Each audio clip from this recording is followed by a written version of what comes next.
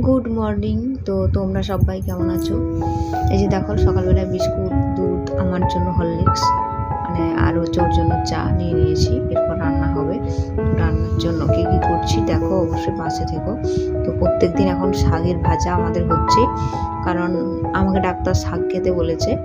আর এই যে সবজি কাটা হচ্ছে, রান্নাবান্না হবে। তো রান্নাবান্নায় কী থাকছে সেটাই তোমরা দেখো।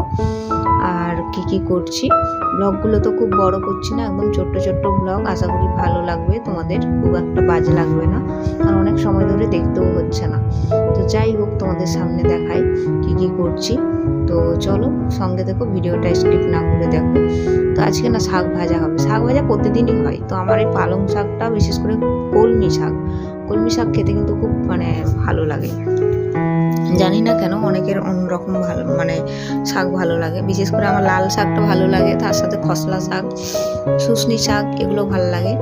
তো তার জন্য শাকটা কেটে নিয়েছি ছোট ছোট করে, এতটা দুবার করে কিন্তু ধুয়েও নিয়েছি, জানো তো, যাতে হচ্ছে কোনোরকম কোনো সমস্যা না হয়। আর এবারে হচ্ছে শাকের ভাজা করব, আর মাছ আছে জানো, মাছের ঝোল করব। তো মাছের ঝোল, ভাত, কলমি শাকের ভাজা, এই হচ্ছে আজকে রেসিপি। তো বাজারে গেছিলো, সে মাছ নিয়ে এসছে। তো চলো মাছটা দেখাই তোমাদেরকে। এই যে পুরো কাতল মাছ, জানো তো। স্নান টান করে নিয়েছি, স্নান টান করে এবারে রান্না বান্না করে খেতে বসে যাব। তো এবার রান্নাটা হবে। ভাত কিন্তু আগেই করেছি, আর স্নানও হয়ে গেছে। এরপর হচ্ছে রান্নাটা বসিয়ে দেবো।